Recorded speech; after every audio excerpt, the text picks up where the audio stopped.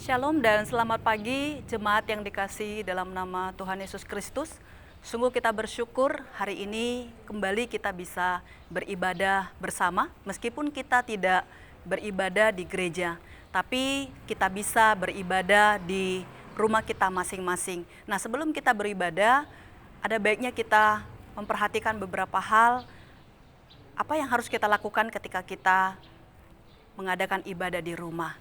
Yang pertama yang perlu kita lakukan adalah mari kita mengajak semua anggota keluarga kita untuk bersama-sama beribadah. Mungkin ada ama, ada akong, ada suami, istri, anak-anak atau cucu kita. Ini adalah kesempatan bagi kita untuk bisa mengajak mereka beribadah bersama di hadapan Tuhan. Dan yang kedua, mari kita persiapkan diri dengan sebaik-baiknya. Berpakaianlah yang rapi sebagaimana selayaknya ketika kita datang ke gereja untuk beribadah. Karena kita tahu ketika kita beribadah di rumah pun Tuhan hadir bersama-sama dengan kita di dalam ibadah kita. Dan ketika kita mau ibadah, persiapkanlah diri dengan baik. Alkitab, catatan, atau hal apapun yang perlu kita bawa, persiapkan ketika kita beribadah. Dan ingat satu hal, hindari semua hal yang bisa mengganggu konsentrasi kita ketika kita beribadah. Misalnya HP kita bisa kita silent-kan atau juga kita off-kan ketika kita beribadah. Dan kita harus mengingat bahwa ibadah adalah hubungan kita dengan Tuhan. Oleh karena itu kita harus hormat dengan sikap hormat dan juga menghargai Tuhan ketika kita beribadah. Dan ketika kita beribadah, itu adalah hubungan pribadi kita dengan Tuhan. Oleh karena itu ketika kita beribadah di rumah pun, kita bukan hanya sekedar menonton, tapi kita ikut bersama melakukan. Kita boleh bernyanyi bersama memuji Tuhan, kita menyembah Tuhan. Kita tidak sambil makan atau sambil tiduran atau juga sambil ngobrol dengan anggota keluarga kita. Ingatlah, meskipun kita beribadah di rumah, tetapi Tuhan tetap hadir bersama-sama dengan kita di dalam ibadah kita. Selamat beribadah, Tuhan Yesus memberkati.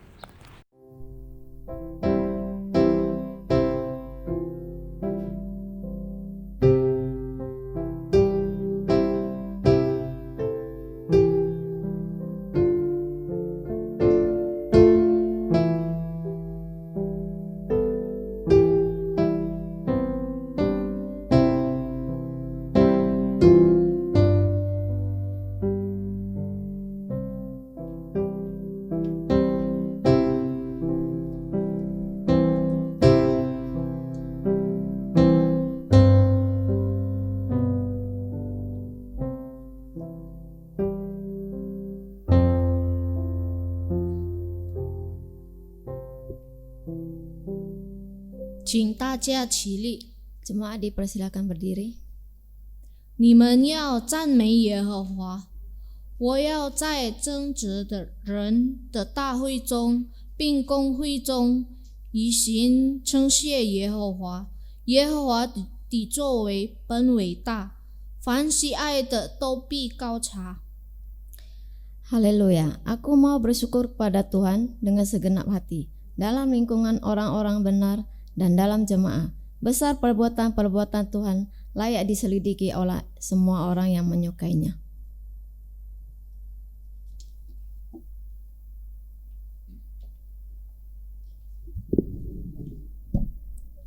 Mari kita sama-sama masuk di dalam doa pengakuan dosa. Dengarkanlah firman Tuhan dari Bilangan pasal 14 ayat 18. 请听上帝的话，耶和华不轻易发怒，并有丰盛的慈爱，赦免罪孽和过犯，完不以有罪的为无罪，必追讨他的罪。这父继子，这到3、4代。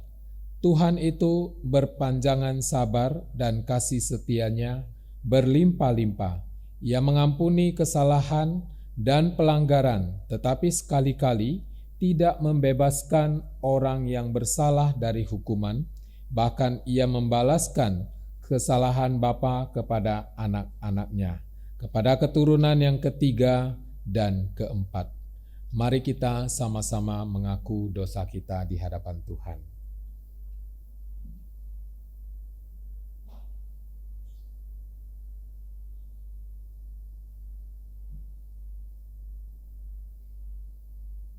Bapa kami yang di surga, kami bersyukur berterima kasih. Pada saat ini kami datang ke hadapan Tuhan.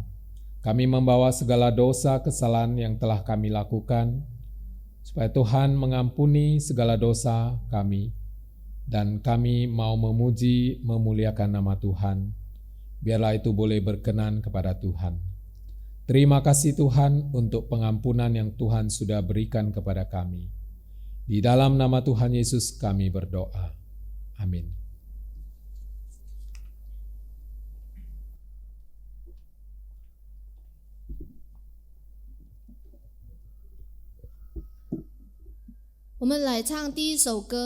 Ni di sin si guang da. Kita mengangkat pujian besar setiamu.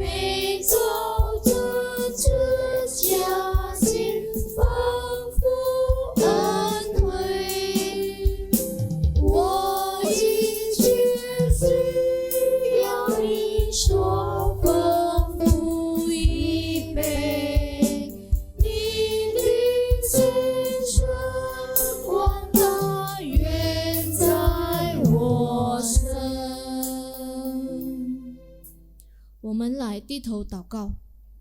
Mari kita berdoa. Bapa kami yang di surga, kami sungguh bersyukur di hadapan Bapa. Sungguh besar kasih dan anugerah-Mu di dalam setiap aspek kehidupan kami. Sehingga pada hari ini kami boleh bersama-sama dengan jemaat Tuhan dimanapun berada, boleh memuji memuliakan nama Tuhan. Karena sungguh Engkaulah Allah yang layak untuk ditinggikan. Engkaulah Allah yang hidup. Engkaulah Allah yang layak dipuji. Biarlah segala yang bernafas memuji memuliakan nama Tuhan saja. Bapa kami di surga, pada saat ini kami datang ke hadapan Bapa. Kami mau berserah hati dan pikiran kami ke dalam tangan Tuhan. Biarlah semuanya itu untuk kemuliaan nama Tuhan saja. Terima kasih Bapa di surga, kami mau menyerahkan ibadah ini hanya dalam nama Yesus Kristus, Tuhan dan Juru Selamat kami yang hidup. Kami sudah berdoa dan berserah. Amin. 读经诗篇112篇第1节到第2节，你们要赞美耶和华，敬畏耶和华。神需爱他命令的，这人便为有福。他的后裔在世必降生，正直人的后代必要蒙福。 Haleluya, berbahagialah orang yang takut akan Tuhan, yang sangat suka kepada segala perintahnya. Anak cucunya akan perkasa di bumi, angkatan orang benar akan diberkati. Amin. 我们来唱第2首歌，我要唱耶和华的大慈爱。 Kita mengangkat pujian, ku mau puji tentang rahmat-Mu.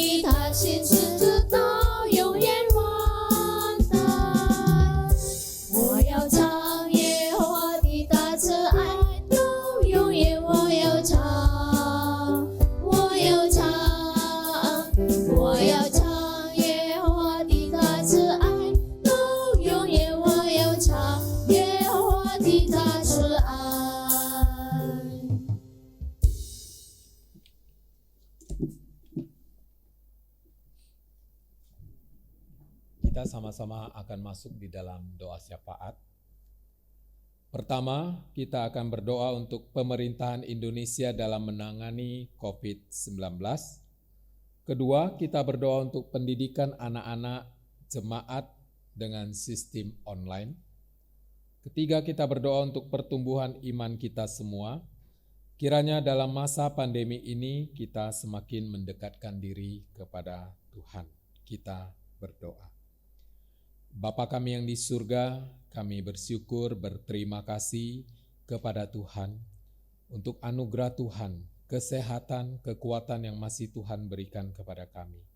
Pada saat ini Tuhan, kami bersatu hati bersama dengan seluruh jemaat dimanapun berada. Kami mau berdoa untuk pemerintahan kami di Indonesia. Biarlah Tuhan yang memberikan hikmat bijaksana kepada Menteri Kesehatan, kepada para medis di dalam penanganan masalah COVID-19 ini.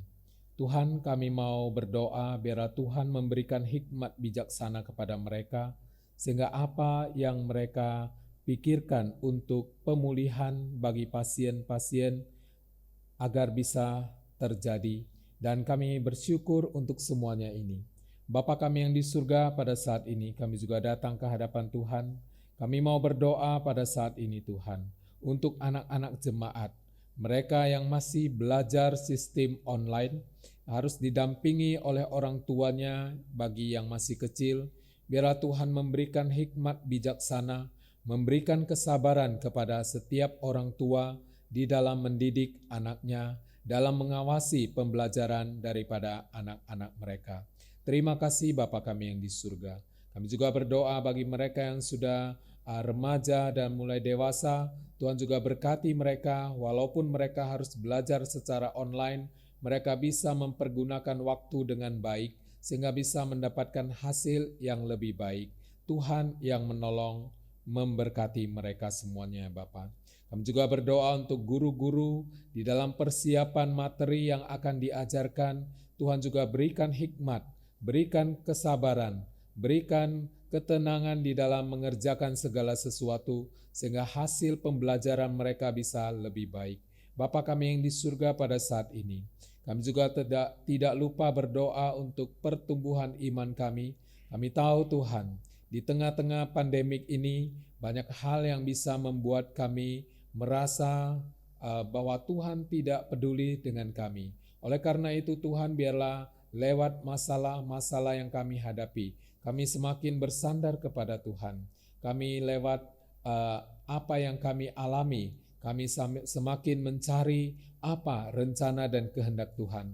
Kami tahu segala sesuatu yang terjadi, yang Tuhan izinkan terjadi, pasti ada rencana atau pembelajaran yang Tuhan mau kami pelajari. Terima kasih Bapa kami yang di surga.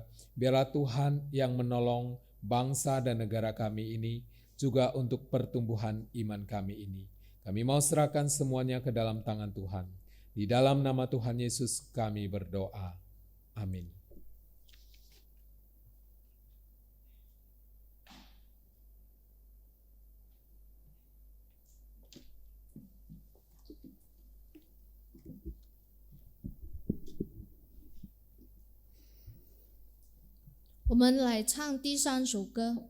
Kita mengangkat pujian, jadikan ku rumah doamu.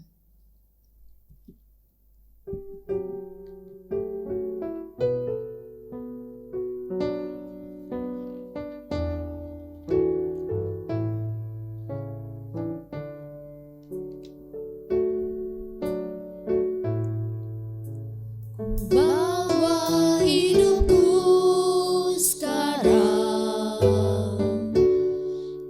ke tempat kudus-Mu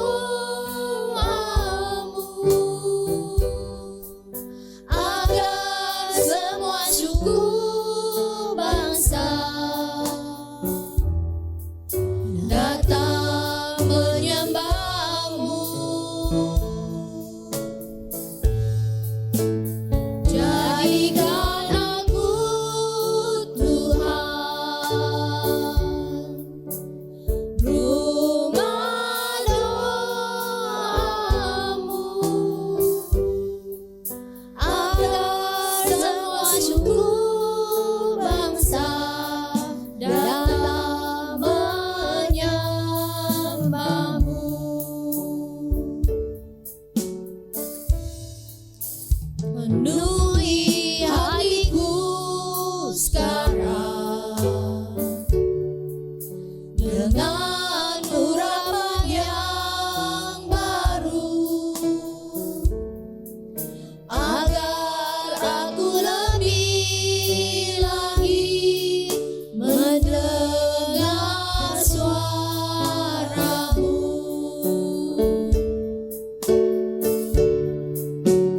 Jadikan aku Tuhan rumah doamu, agar semua suku bangsa datang menyembahmu. Jadikan aku Tuhan rumah doamu, agar semua suku bangsa datang menyembahmu.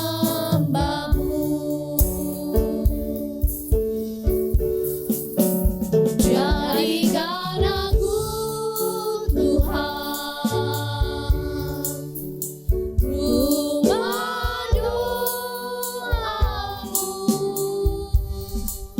agar semua suku bangsa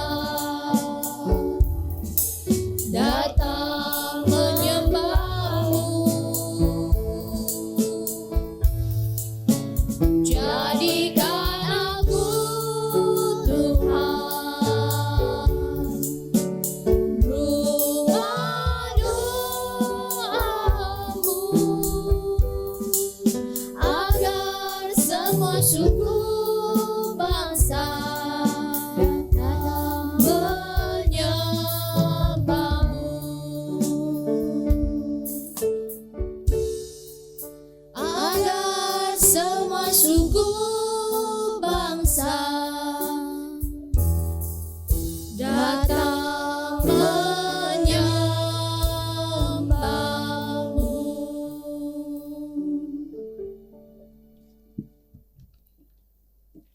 使徒信经，请起立。 Jemaat dipersilakan berdiri. 我信上帝全能的父，创造天地的主。我信我主耶稣基督，上帝的独生子，因圣灵感孕，如同真理玛利亚所生，在本地比拉多受下受难，被钉于十字架，受死埋葬，降在阴间，第3天从死人中复活升天，坐在全能父上帝的右边，将来必从那里降临，审判活人死人。我信圣灵，我信圣而公的教会，我信圣徒相通，我信罪的赦免，我信身体复活，我信永生。阿们。 Pengakuan iman rasuli. Aku percaya kepada Allah, Bapa yang Maha Kuasa, Khalik langit dan bumi, dan kepada Yesus Kristus, Anaknya yang tunggal Tuhan kita, yang dikandung daripada Roh Kudus, lahir dari anak darah Maria, yang menderita sengsara di bawah pemerintahan Pontius Pilatus, disalibkan, mati dan dikuburkan, turun ke dalam kerajaan maut, pada hari yang ketiga bangkit pula dari antara orang mati, naik ke surga, duduk di sebelah kanan Allah, Bapa yang Maha Kuasa, dan dari sana Ia akan datang untuk menghakimi orang yang hidup dan yang mati. Aku percaya kepada Roh Kudus, gereja yang kudus dan am, persekutuan orang kudus, pengampunan dosa, kebangkitan orang mati, dan hidup yang kekal. Amin. 请经文。耶和华，你已经检查我，认识我。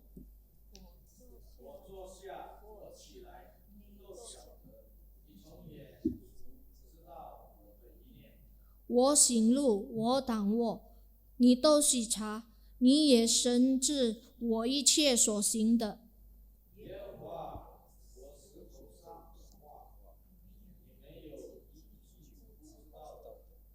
你在我前后环绕我，安守在我身上。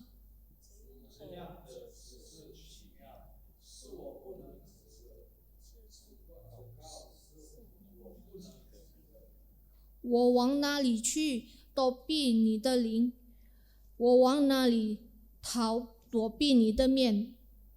我升到天上，你在哪里？我在阴间下大，你也在哪里？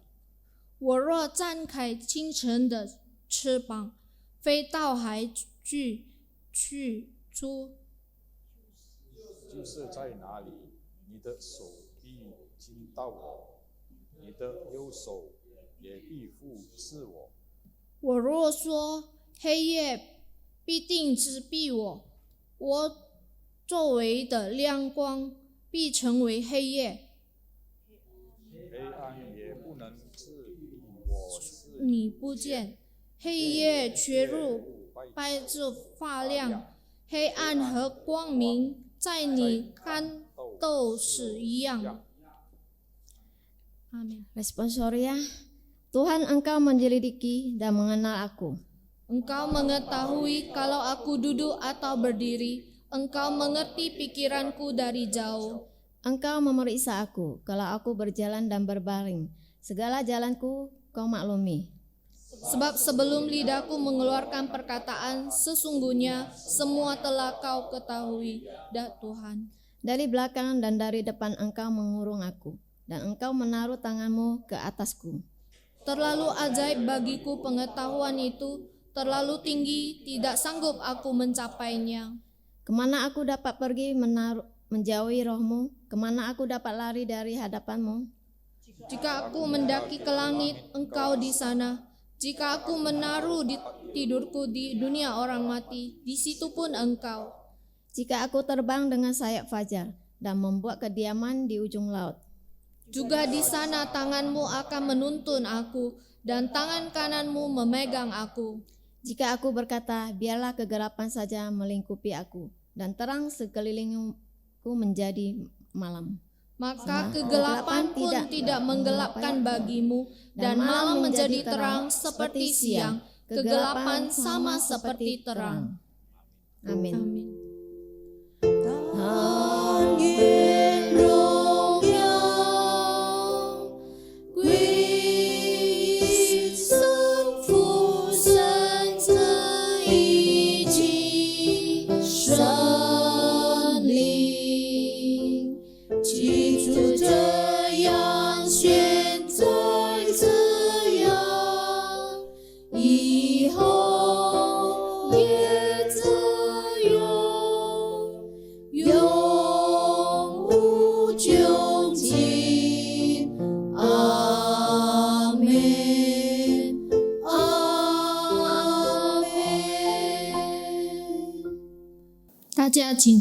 Jemaat dipersilakan duduk. 我们来唱第4首歌。 Kita mengangkat pujian biarkan ku hati.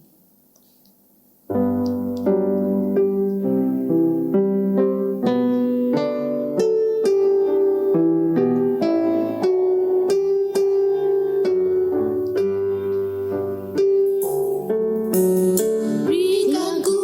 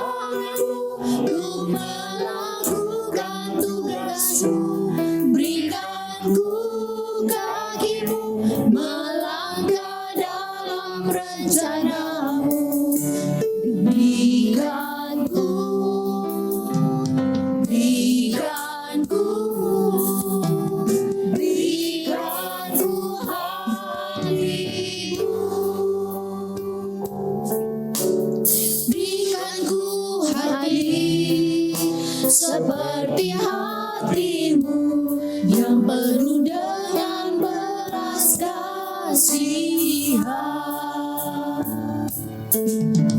Berikan ku mata seperti matamu, memandang Tuhan yang di sekelilingku. Berikan ku tanganmu untuk melakukan tugasmu. Berikan ku kakimu melangkah dalam rencanamu. Berikan ku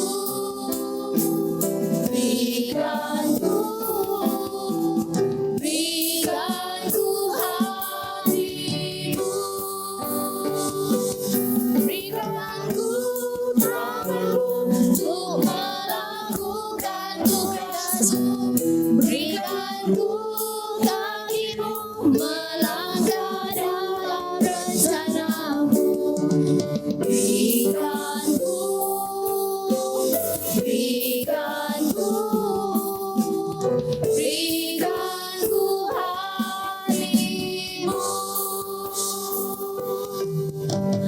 Berikan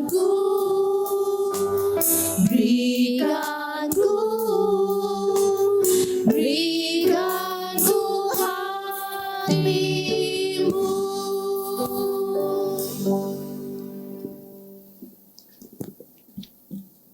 我们要听神的话，我们请牧师。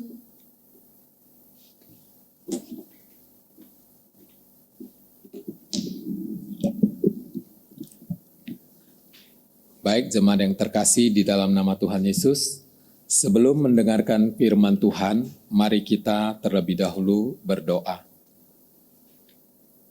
Bapa kami yang di surga, kami bersyukur, berterima kasih. Pada saat ini kami telah siap mendengarkan firman-Mu.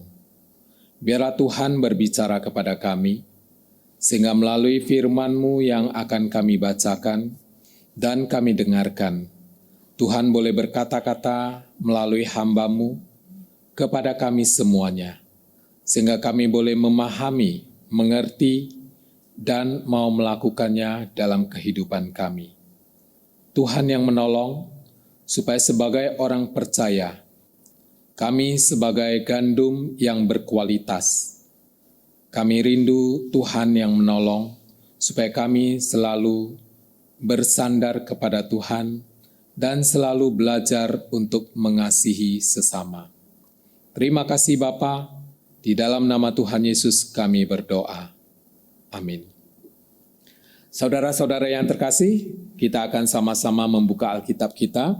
Dari Matius pasal yang ke-13, kita akan membaca ayat 24 sampai ke 30, kemudian nanti dilanjutkan dengan ayat 36 sampai 42.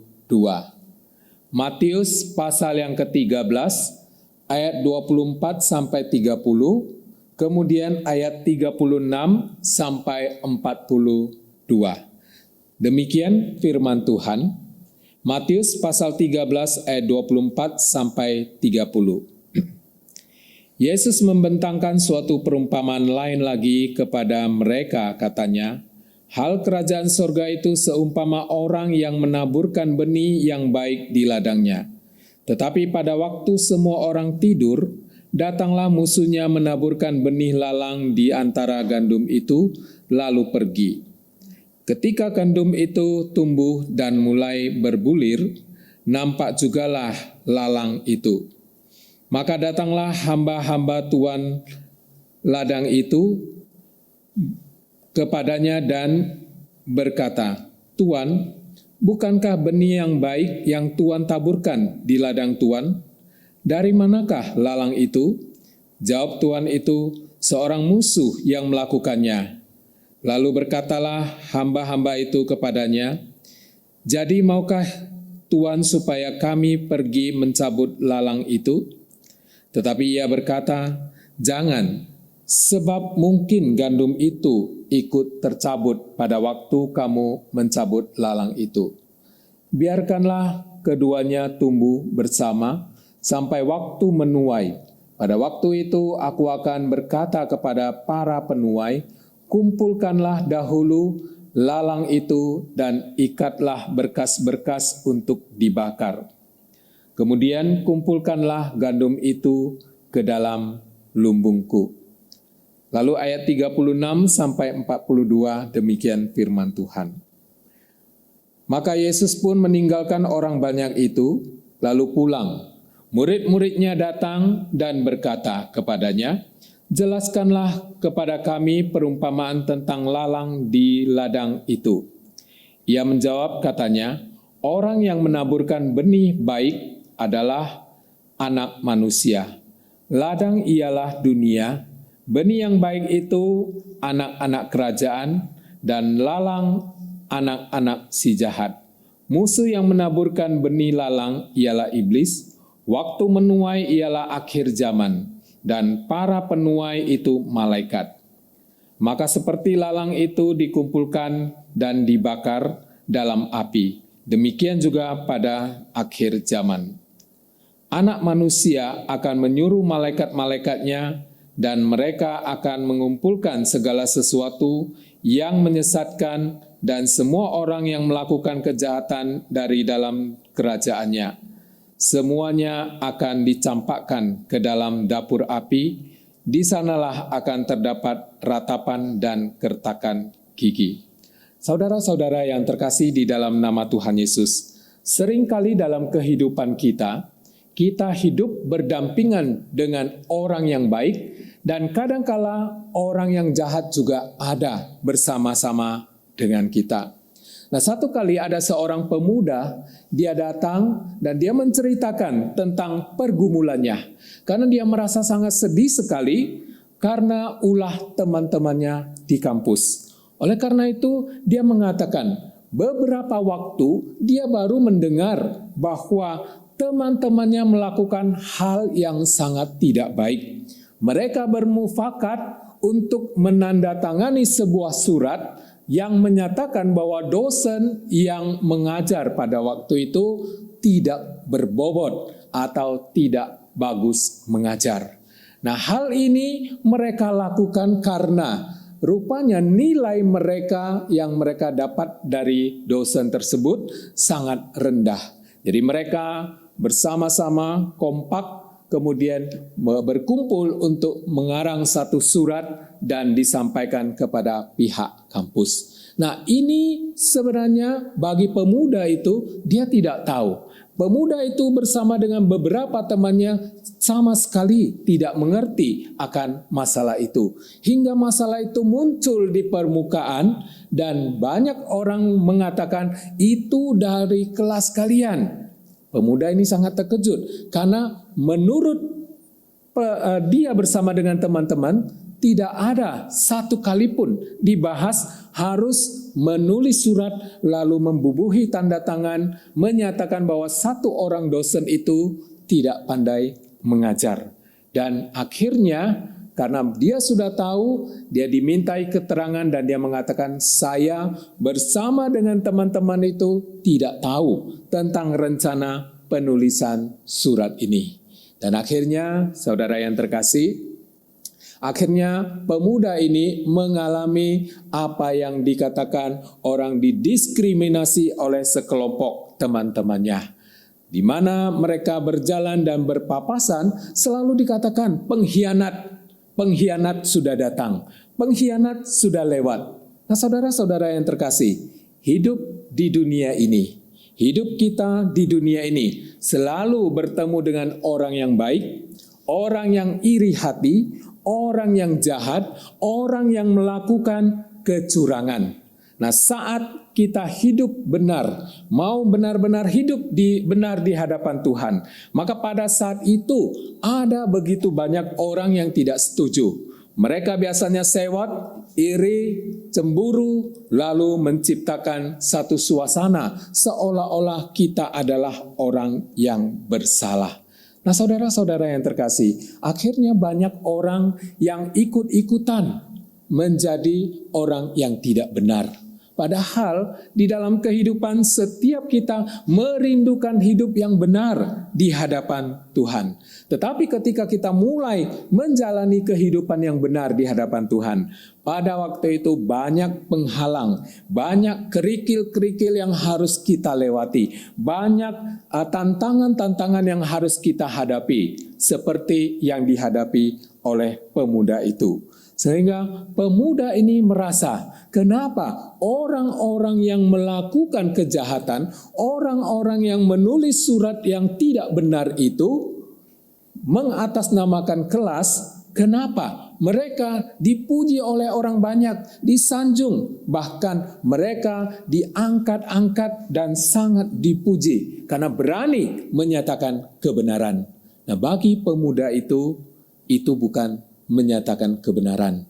Karena akibat nilai mereka yang tidak bagus, maka mereka orang-orang yang merasa mendapat nilai yang tidak bagus, mereka bersama-sama berkomplotan untuk bisa menulis surat supaya bisa menggagalkan seorang dosen untuk bisa tetap mengajar di sini.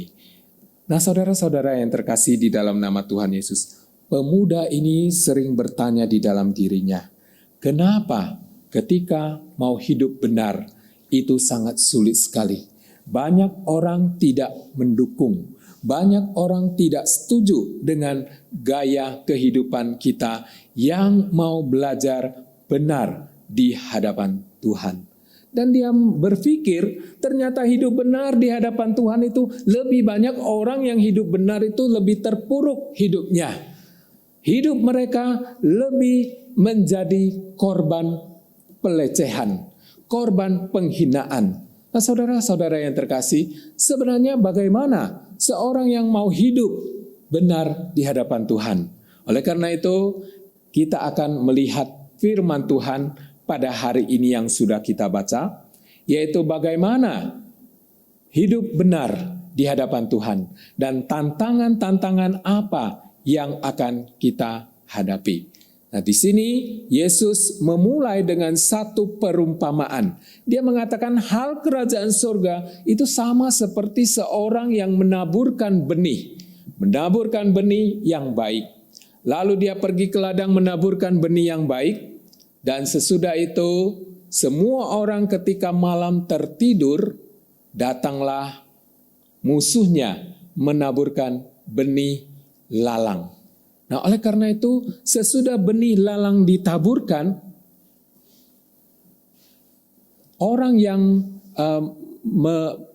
menanam gandum yang bagus itu, dia tidak tahu bahwa ada orang yang menaburkan benih lalang. Nah, saudara-saudara yang terkasih di dalam nama Tuhan Yesus, ketika gandum itu mulai berbulir, disitulah baru kelihatan mana yang termasuk lalang, mana yang termasuk gandum. Nah, saudara-saudara yang terkasih, dikatakan bahwa ketika itu para pekerja, hamba-hamba daripada Tuhan itu datang kepada Tuhan itu dan bertanya, bukankah Tuhan sudah menaburkan benih gandum yang bagus? Kenapa sekarang tumbuh benih lalang itu? Dari manakah ini? Ya, para hambanya bertanya, dari manakah ini? Lalu tuannya itu hanya menjawab dengan singkat, seorang musuh telah melakukannya. Nah, saudara yang terkasih, di sini mau mengatakan bahwa Tuhan Yesus di dalam perumpamaan ini, dia tidak mau menjelaskan tentang kenapa, tidak mau mempermasalahkan siapa yang menaburkan itu. Bagi Tuhan Yesus yang penting adalah bagaimana benih yang bagus itu, gandum itu yang bagus bisa tetap menghasilkan, bisa tetap bertahan hidup di tengah-tengah kesulitan yang dialami.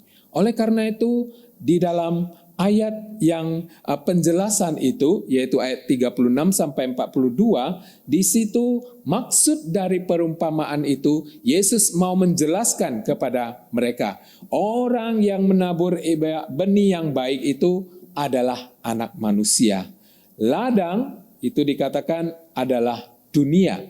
Kemudian benih yang baik itu adalah anak-anak kerajaan. Dan lalang adalah anak-anak si jahat.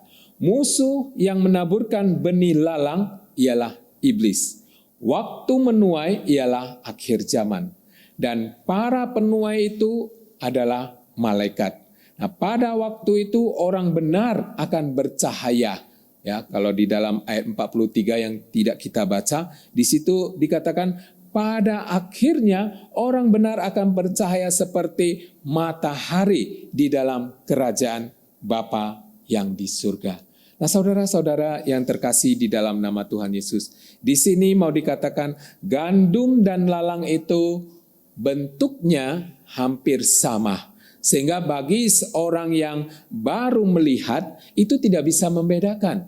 Sehingga ketika para hamba yang bekerja kepada Tuhan itu bertanya kepada Tuhan, maukah supaya kami yang mencabut semua lalang-lalang itu? Tetapi Tuhannya mengatakan, biarkan lalang itu juga hidup. Kenapa? Karena kalau kau cabut, ya, kemungkinan gandum yang bagus itu juga akan ikut tercabut. Oleh karena itu, Tuhan Yesus mengatakan, Tuhan itu membiarkan gandum bersama lalang hidup bersama-sama.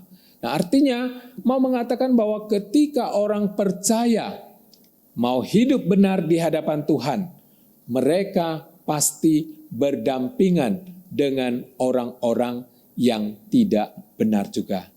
Oleh karena itu di dalam kehidupan kita, seringkali kita melihat kadang-kadang kita sudah mau melakukan yang benar, mau belajar hidup benar, tetapi orang-orang sekeliling, ya, orang-orang yang jahat, orang-orang yang usil, itu berusaha mempengaruhi.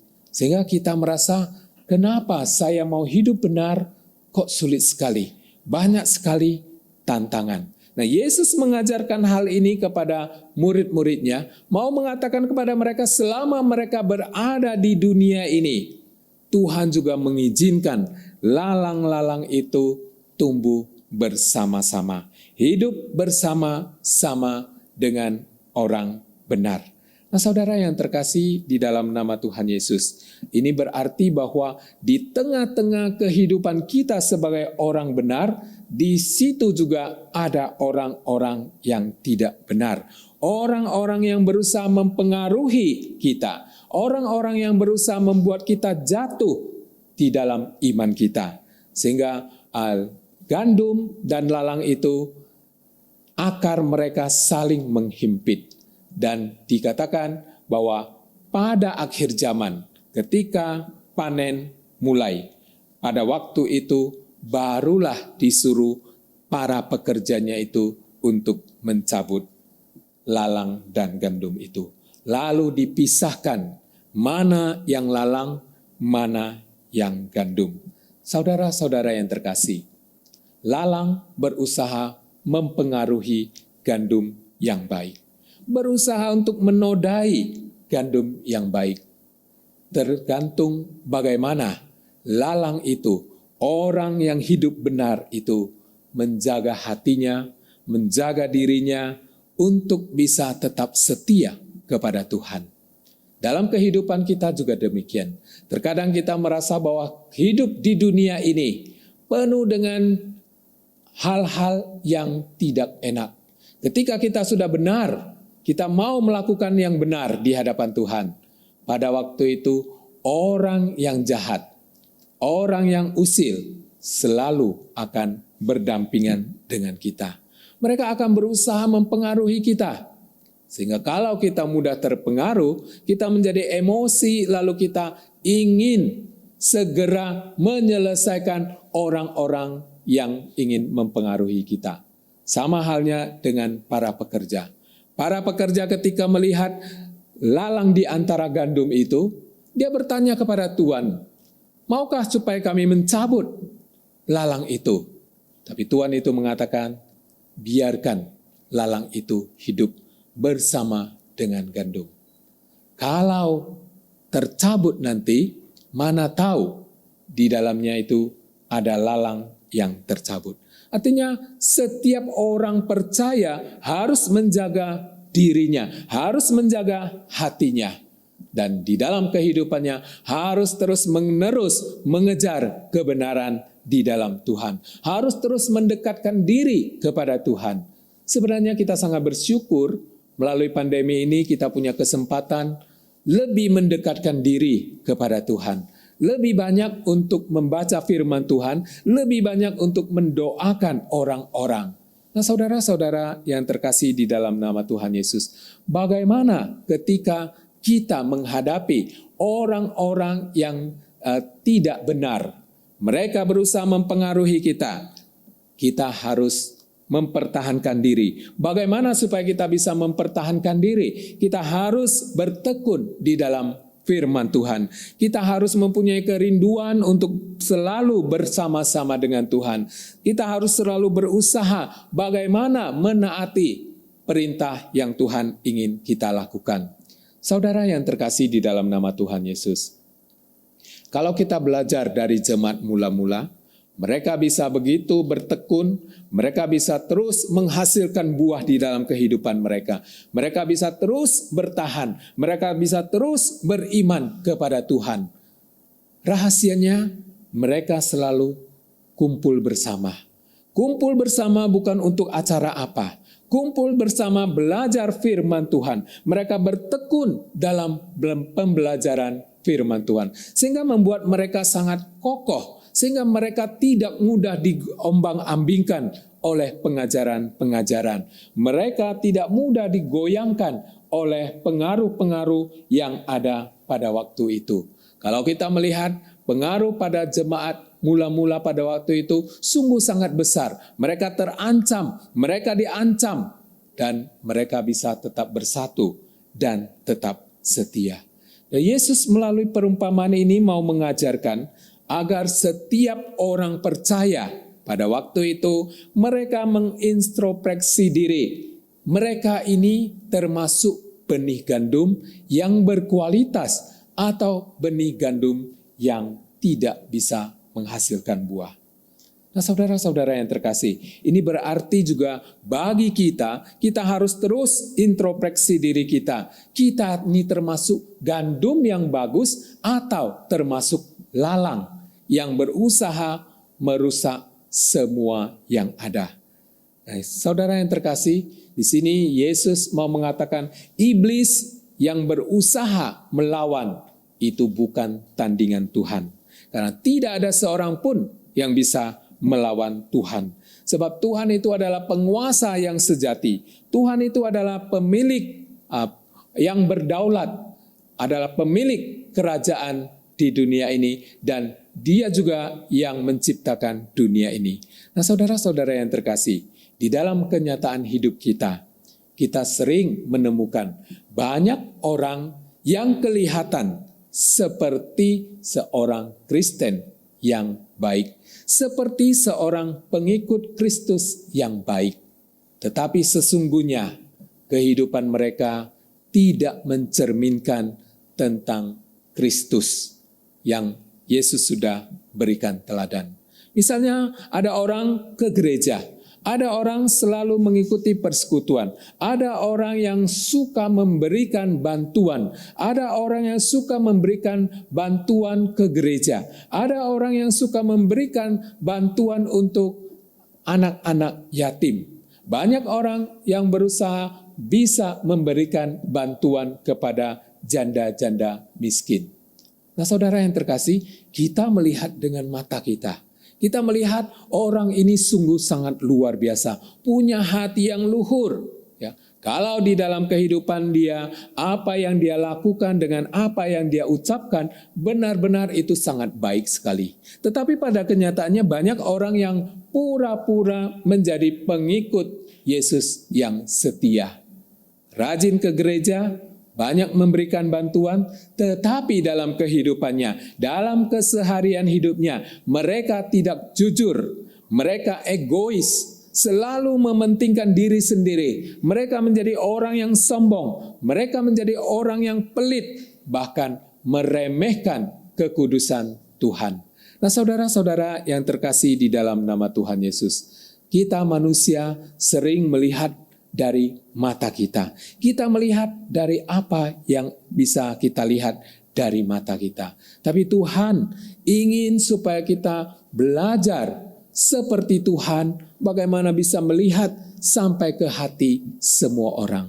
Oleh karena itu, di hadapan manusia, kita bisa berpura-pura, bisa menganggap diri sok rohani, ya.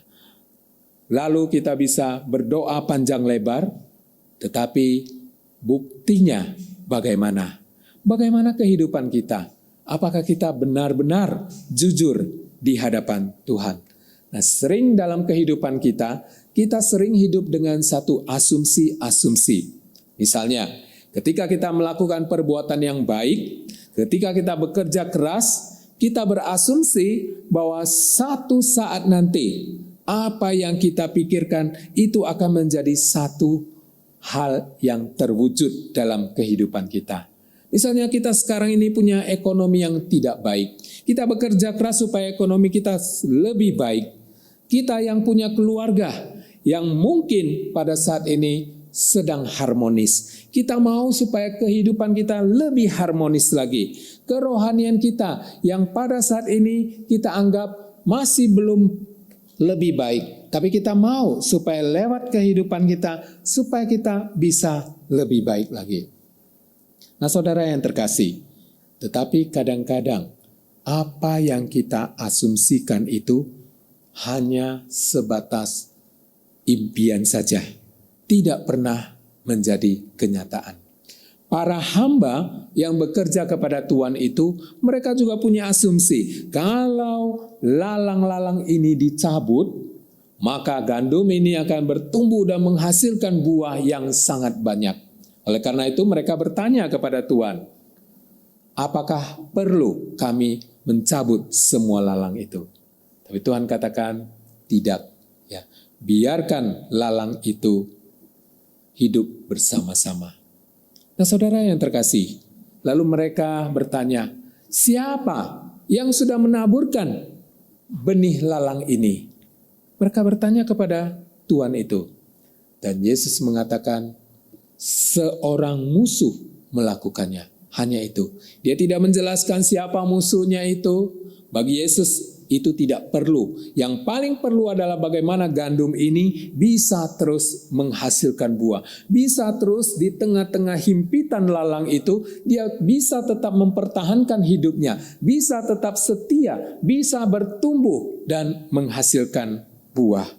Oleh karena itu, Yesus mau katakan, engkau orang-orang percaya harus tetap bertahan di tengah-tengah ancaman lalang. Di tengah-tengah kehidupan yang sulit akibat dari perbuatan lalang itu. Yang paling penting, engkau harus terus bertumbuh. Nah, saudara yang terkasih di dalam nama Tuhan Yesus, Yesus tidak mau supaya orang-orang atau murid-murid pada waktu itu menghabiskan waktu memikirkan bagaimana untuk menyingkirkan lalang itu, bagaimana untuk bisa memisahkan lalang itu. Yesus katakan, nanti pada waktu musim penuaian, di situ saya akan suruh orang yang menuai, di situ akan membedakan mana yang lalang, mana yang gandum yang baik. Saudara yang terkasih, satu sifat daripada lalang itu adalah mengecohkan atau menyesatkan. Nah, oleh karena itu banyak orang terkecoh oleh sifat daripada lalang itu. Makanya ketika sama-sama bertumbuh, tidak ada orang yang tahu mana yang lalang dan mana yang gandum. Sehingga pada waktu musim tuai itu tiba, disitulah baru bisa dibedakan. Lalu apa yang harus kita lakukan sebagai orang yang benar, yang mau hidup benar di hadapan Tuhan? Yesus katakan, biarkanlah lalang itu hidup. Artinya Yesus mau katakan, engkau harus belajar untuk mengampuni, belajar untuk mengasihi. Yesus sudah melakukannya. Di dalam Lukas 23 ayat 34, di situ Yesus ketika disalibkan, dia berkata, "Bapa, ampunilah mereka, sebab mereka tidak tahu apa yang mereka perbuat." Nah, saudara yang terkasih, rupanya di dalam kehidupan Yesus sudah memberikan satu teladan yang baik, supaya semua orang belajar untuk mengasihi, belajar untuk mengampuni, sehingga tidak usah dipusingkan dengan lalang-lalang yang ada itu. Kita belajar mengasihi mereka, belajar mengampuni semuanya itu. Dengan demikian, konsentrasi kita bisa kita arahkan hanya untuk pertumbuhan iman kita, dan pertumbuhan iman yang bisa menghasilkan buah. Nah, melalui jawaban Tuhan Yesus kepada para pekerja, tidak usah mencabut lalang itu. Yesus mau katakan bahwa sebenarnya tidak ada hak atau tidak ada tempat bagi manusia untuk memberikan penghakiman kepada orang-orang yang suka mengganggu atau orang-orang yang suka membuat kejahatan. Tidak ada tempat bagi manusia untuk menghakimi. Karena sama-sama adalah orang berdosa. Sama-sama adalah orang yang tidak layak. Hanya saja ketika kita sudah percaya kepada Tuhan, kita dilayakkan oleh Tuhan. Nah, Yesus mau mengatakan, tidak ada hak bagi kalian untuk menghakimi. Ya. Nah, di sini mau mengatakan, tidak tepat kalau manusia yang menghakimi. Karena manusia sendiri punya dosa. Mungkin saja dosa kita tidak kelihatan. Manusia bisa kita bohongi, tapi Tuhan melihat ke dalam hati kita. Dan Tuhan tahu siapa yang sungguh-sungguh dan yang tidak. Nah, saudara-saudara yang terkasih di dalam nama Tuhan Yesus, satu kali ada seorang wanita, ya, dia di keluarganya ini, papanya sangat keras dan suka memukul anaknya itu. Selain itu, papanya suka mabuk-mabukan, dan kadang-kadang dia suka melakukan pelecehan seksual. Oleh karena itu, anak ini berusaha melarikan diri. Dan waktu dia mau larikan diri dari rumah, dia hanya mengambil sebuah Alkitab pemberian tantenya itu.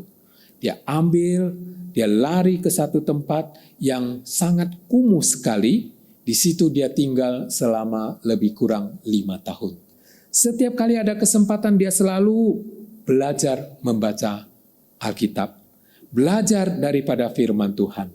Nah, setiap kali dia melewati satu tempat yang ada gerejanya, hatinya ingin masuk, ingin belajar, ingin masuk di dalam mengikuti ibadah. Tetapi dia sadar dirinya begitu kotor karena pakaiannya yang tidak ada gantinya.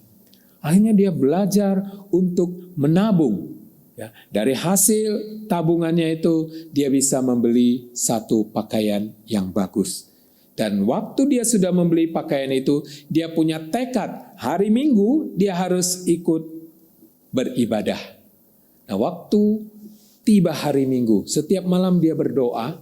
Ketika tiba hari Minggu, dia mengumpulkan keberaniannya dengan pakaiannya yang sudah bagus. Dia berusaha merapikan semua tubuhnya itu. Walaupun sudah dirapikan tetap kelihatan agak kumuh. Tapi dia dengan keberanian yang dia kumpulkan itu, dia masuk, dia melangkah masuk ke gereja. Nah, saudara yang terkasih, ketika dia masuk ke gereja, banyak orang menjauhkan diri dari dia. Akhirnya dia memilih tempat di depan karena depan sedikit orang yang duduk. Dia tahu, dia duduk di situ, dia pilih tempat sudut-sudut supaya semua orang tidak memperhatikan dia. Dia mengikuti ibadah itu dengan serius, dia mendengarkan firman Tuhan dengan serius, dan dia mau melakukannya di dalam kehidupannya. Nah, waktu selesai ibadah, ketika akan keluar, dia langsung duluan jalan keluar. Karena dia takut nanti kalau ada orang bertanya dengan dia, tentang dia. Dan dia segera lari keluar Rupanya di antara jemaat itu ada satu keluarga yang termasuk keluarga yang memiliki, keluarga yang punya, dan akhirnya anaknya yang punya anak yang sebaya dengan dia, lari mengejar dia, melihat anak ini sebenarnya kemana. Dan anak ini rupanya lari ke rumah-rumah yang kumuh itu, berada di semak-semak, dia lari masuk di dalamnya. Dia merasa, sudah aman, saya sudah pulang kebaktian, tidak ada orang yang melihatnya. Dan pada waktu itu, sesudah dia sampai di rumah, tidak berapa lama kemudian, anak yang tadi mengekori dia, bersama dengan papa mamanya, datang singgah kepada dia. Lalu mereka bercerita, dan akhirnya keluarga ini mau mengadopsi dia. Mau mengatakan, kau harus ikut kami. Maukah engkau mengikut kami? Ya, bersama-sama dengan kami. Dan akhirnya dia bersedia. Lalu dia berada di rumah keluarga yang berada itu. Dan waktu itu, ya, dia terus belajar firman. Dia mengambil kesempatan ketika ditawarin untuk sekolah. Dia punya cita-cita bagaimana untuk bisa menjangkau orang-orang yang berada di garis bawah. Ya. Lalu dia belajar dan akhirnya dia bisa menjadi seorang hamba Tuhan yang melayani untuk golongan orang-orang yang gelandangan atau tunawisma itu. Dan dia bisa melayani dengan penuh sukacita. Nah, saudara-saudara yang terkasih, ketika kita melihat wanita ini, waktu kita melihat dia tinggal di tempat kumuh, tidak ada bayangan kita bahwa kelak dia akan menjadi seorang yang bisa melayani. Tapi ingat, dia ini adalah gandum yang baik. Gandum yang menghasilkan buah. Sehingga di dalam kehidupannya, dia pergunakan dengan baik. Jadi kita tidak tahu siapa gandum, siapa lalang. Mungkin kita sama-sama duduk. Kita tidak bisa mengatakan ini gandum, ini lalang. Tidak bisa. Tuhan sudah katakan, bukan hakmu. Engkau tidak punya tempat untuk menghakimi. Karena yang menentukan mana gandum dan lalang itu adalah di akhir zaman ketika penuaian itu telah tiba. Nah, saudara-saudara yang terkasih di dalam nama Tuhan Yesus, janji Tuhan kepada setiap kita yang mau terus berjuang untuk bisa menghasilkan buah, itu adalah janji yang pasti. Oleh karena itu kita harus terus berusaha hidup setia kepada Tuhan. Sekalipun kita tahu orang di sisi kiri, sisi kanan kita, sekeliling kita, mereka berusaha menjatuhkan kita. Tapi ingat, kalau fokus kita hanya kepada Tuhan, maka kita tidak akan tergoyahkan. Jepang ketika menjajah Cina, waktu itu mereka menggunakan satu cara, yaitu serangan bioterorisme, yaitu menyebarkan bibit-bibit penyakit di sana. Nah, awalnya Jepang berusaha menarik hati daripada Cina untuk membantu mereka. Dan waktu itu mereka mengatakan akan membangun 731 unit fasilitas untuk pemurnian air. Dan waktu itu disetujui, dan waktu dibangun 731 tempat pemurnian air, disitulah mereka menaruhkan obat yang bisa membuat orang kolera, disentri, dan tipus. Dan dicatat bahwa akibat daripada perbuatannya itu, 300 orang warga Cina bersama dengan Korea dan sekutu yang lainnya, mereka meninggal akibat penyakit yang disebabkan, yang disebarkan oleh Jepang pada waktu itu. Nah, saudara-saudara yang terkasih, gandum yang baik tidak akan hancur oleh serangan musuh. Gandum yang baik tidak akan berhenti berbuah akibat daripada perbuatan lalang. Tapi gandum yang baik terus fokus kepada Tuhan dan mereka mau terus menghasilkan buah. Nah, saudara-saudara yang terkasih, dikatakan pada akhir zaman, kumpulkan dahulu lalang itu, kata Tuhan pemilik itu. Lalu ikat berberkas-berkas, lalu dibakar. Kemudian barulah kumpulkan gandum itu di dalam lumbungku. Nah, saudara yang terkasih, ini berarti pemeliharaan Tuhan kepada kita sebagai gandum yang baik itu tetap Tuhan pelihara. Janji Tuhan tetap Tuhan berikan. Nah, saudara yang terkasih, anak-anak Allah, gandum yang luar biasa itu hidup berdampingan dengan lalang.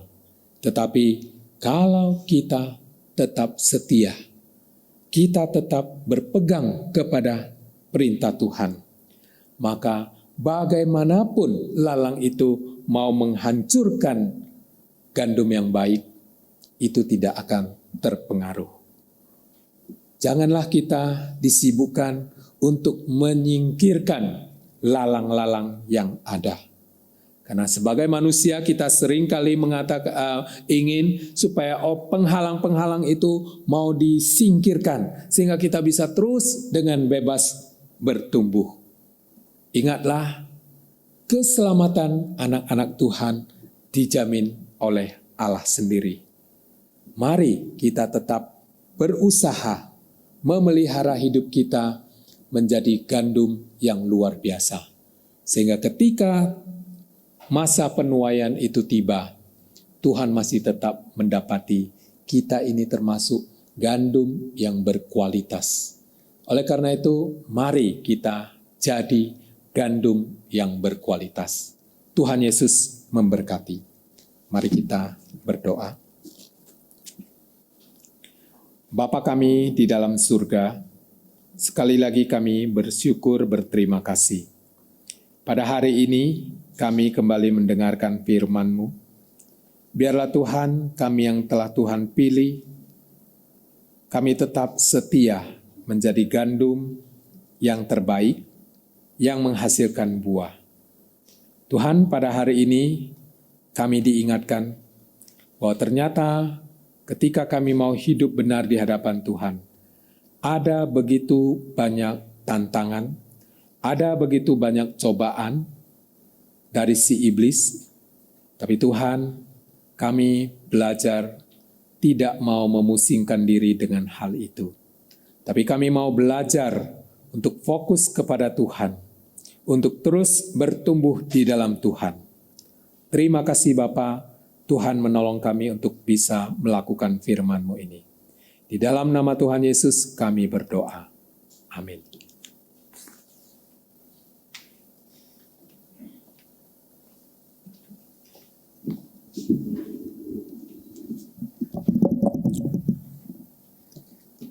你要以财物和一切出熟的土产尊荣耶和华，这样你的账房必充满有益，你的酒茶有新酒盈溢。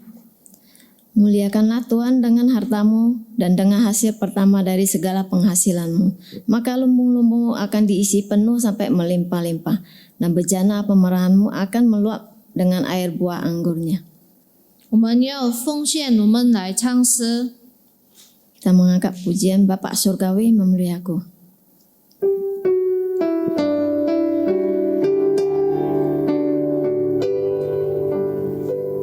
Kepada Allah aku berharap, di darat atau di laut yang gelap, setiap saat waktu benar, Bapa Surgawi memeliharaku. Aku berharap akan Tuhanku di darat yang menderu. Ku tak tiada engkau, Bapa surgawi memeliharaku, bunga di bawah dan dipeliharanya,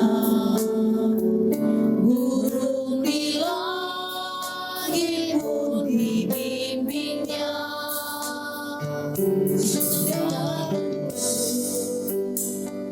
Termasukku, Bapa surgawi meliharaku.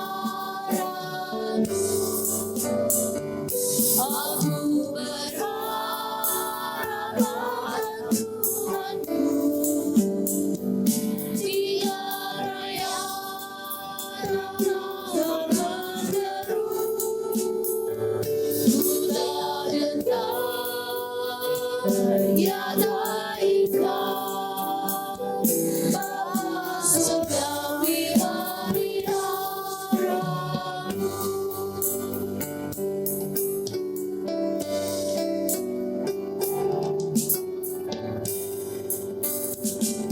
Mesti kau tuh bulu 我在何处，我在陆地，我在大海中途，没人所有，全仰望主，这飞天不必常看不保护。我听到主是主看顾我，我在往上，我在你们广播，主的洪恩使我安稳，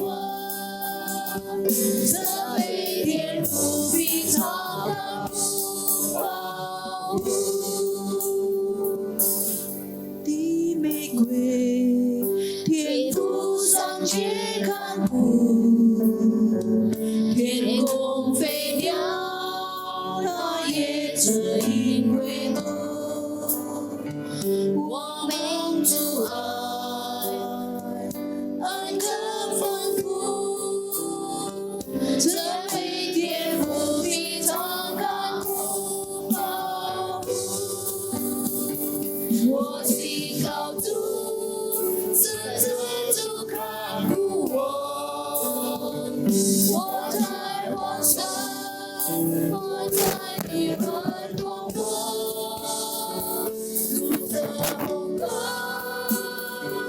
使我安稳，这飞天不必常看不保护。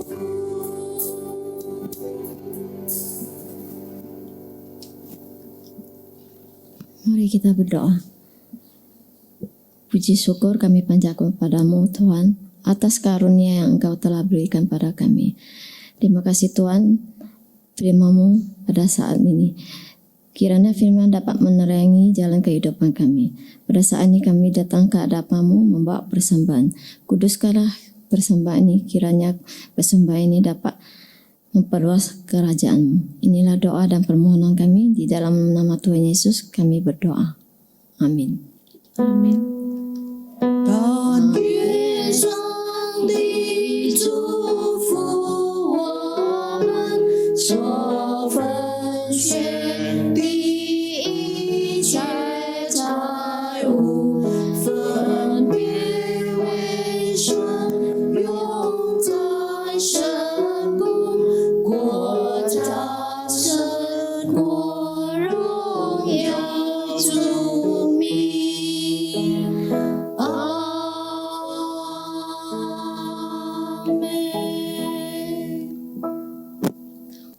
我们来唱第6首歌. Kita mengangkat pujian mereka perlukan.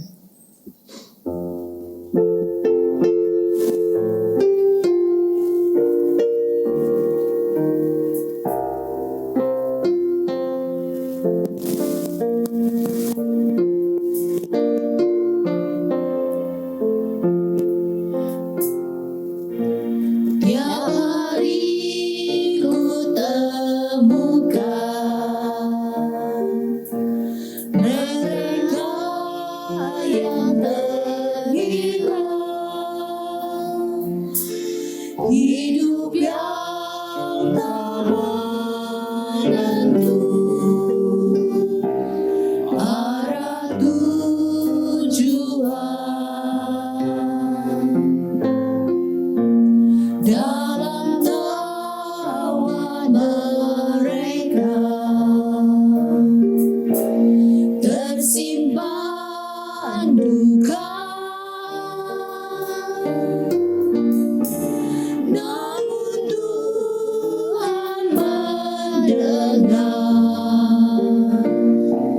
tangis mereka,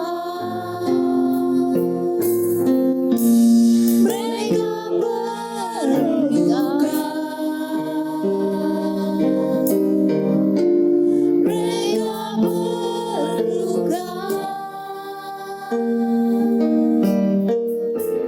Kasih Yesus yang benar sebagai jawaban. Mereka berluka, mereka berluka. Tidakkah kau sadari Dia kasih yang sejati? Mereka berluka.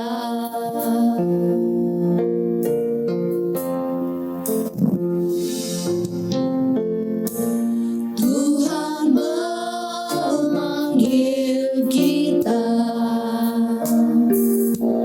untuk membawa terang-Nya. Tiada lebih berharga dari yang hilang. Kasih-Nya menceritakan, buatku mengerti. Mereka perlu mendengar tentang kasih-Nya. Mereka berluka, mereka berluka. Kasih Yesus yang penuh sebagai jawaban. Mereka berluka, mereka berluka. Tidakkah kau sadari Dia kasih yang sejati? Mereka berluka.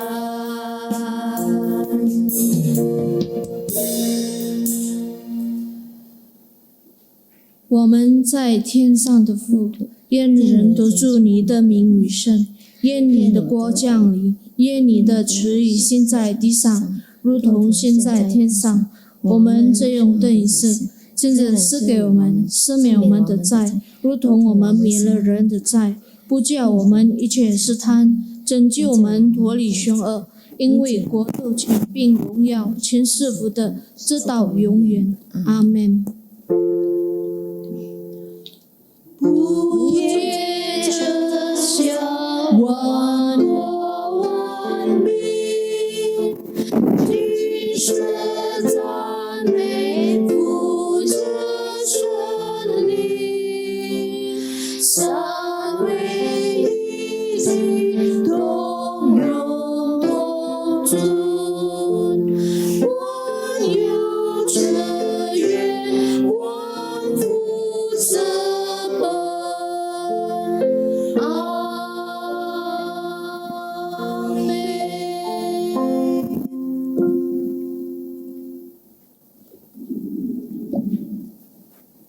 Jemaat yang terkasih, arahkanlah hatimu kepada Tuhan dan terimalah berkat daripada Tuhan. 我们领受上帝的祝福，愿我主耶稣基督的恩惠、上帝的慈爱、圣灵的感动，常与你们众人同在，从今时直到永远. Kiranya kasih karunia dari Tuhan kita Yesus Kristus, kasih sayang daripada Allah Bapa, dan persekutuan di dalam Roh Kudus itulah yang menyertai kamu sekalian, mulai hari ini, besok, dan sampai selama-lamanya. Amin.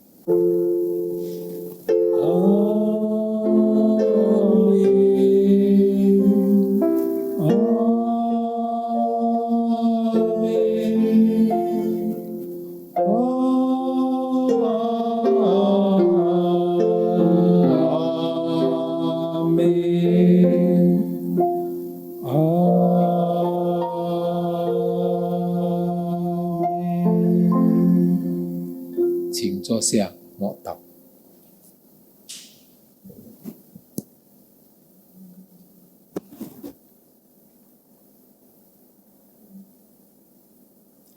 Amin. Baik saudara yang terkasih, saat ini kita akan mendengarkan warta gereja. Kami hamba Tuhan dan majelis mengucapkan terima kasih untuk saudara-saudari yang sudah mengikuti ibadah di rumah masing-masing. Tuhan Yesus memberkati dan tetap jaga kesehatan kita.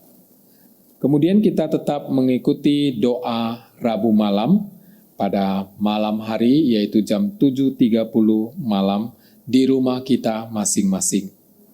Kemudian yang terakhir, bagi saudara-saudari yang ingin memberikan persembahannya, dapat men-scan barcode yang sudah ada di layar, atau juga bisa mentransfer ke rekening yang sudah ada di warta kita atau di layar kita, atau juga bisa membawanya ke sekretariat untuk diteruskan ke bendahara. Terima kasih, Tuhan Yesus memberkati.